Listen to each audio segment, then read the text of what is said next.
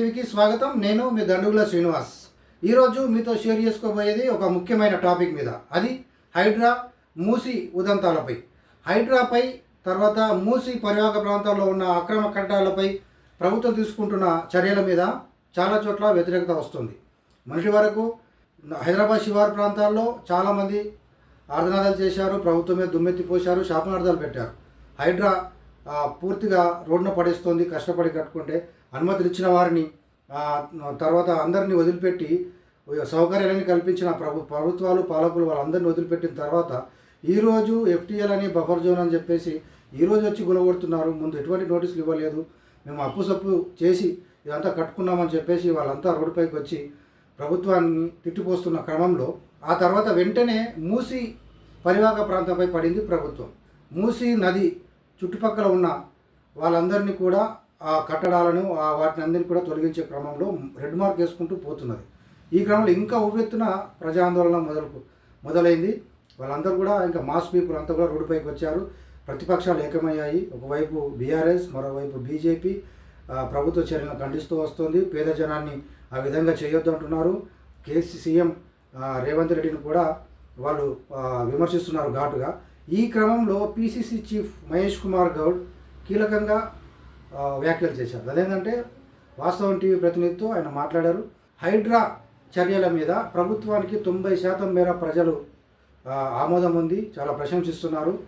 చాలా ఇది సాహసోపేతమైన పనిని ప్రభుత్వం భుజానికి వేసుకున్న పని, చాలా భవిష్యత్ తరాలకు ఇప్పుడున్న సమాజానికి ఎంతో, ఇక్కడ హైదరాబాద్ ప్రాంతానికి కూడా ఎంతో ముఖ్యమైన చర్యగా దాన్ని అభివర్ణిస్తున్నారు, మెచ్చుకుంటున్నారనే విషయాన్ని ఆయన చెప్పారు. అట్లాగే కొన్ని వార్తాపత్రికల్లో ఈరోజు నిన్న ప్రధానంగా 2 రోజుల నుంచి ప్రజల నుంచి వస్తున్న ఈ ఉవ్వెత్తున వస్తున్న వ్యతిరేకత, వాళ్ళు చేస్తున్న ఆర్ధనాదాల నేపథ్యంలో ప్రభుత్వం సెట్ బ్యాక్ అయింది, వెనుకడిగేసింది అని ప్రధానంగా వార్తలు వేస్తున్నారు. కొందరైతే తాత్కాలిక విరామం అంటున్నారు, ఒక వారం తర్వాత ఆగి తర్వాత ఆలోచిస్తామంటున్నారు. టోటల్గా పీచే మూడ్ చేసుకుంది, ట్యూటర్ను తీసుకుంటా ఉంది, భయపడతా ఉంది, ప్రజల నుంచి వ్యతిరేకత వస్తుందని ప్రభుత్వం భయపడుతుంది. కాబట్టి ఇంకా ఈ హైడ్రా చర్యలు ఉండబోవనే వార్తా కథనాలు చాలా విపరీతంగా వస్తున్నాయి, వైరల్ అవుతూ ఉన్నాయి. అయితే దీనిపైన పీసీసీ చీఫ్ మహేష్ కుమార్ గౌడ్ స్పందించారు. ఇవన్నీ కూడా సోషల్ మీడియాలో వస్తున్న ఒక ప్రచారం మాత్రమే. ఇది ఎట్టి పరిస్థితుల్లో ప్రభుత్వం దీనిపైన ముందుకే వెళ్తుంది. హైడ్రా చర్యల పట్ల ప్రభుత్వం ముందుకు వెళ్ళడంతో పాటు జనం మద్దతు కూడా విపరీతంగా ఉంది. 90% మంది జనం ప్రభుత్వ చర్యలను ప్రశంసిస్తున్నారు. అట్లాగే మూసి విషయంలో కూడా ఆ మూసి పరివాహక ప్రాంతంలోని ఆ కట్టడాలు తీసేయకపోతే అది మనకే అది ప్రమాదకరంగా మారుతుంది.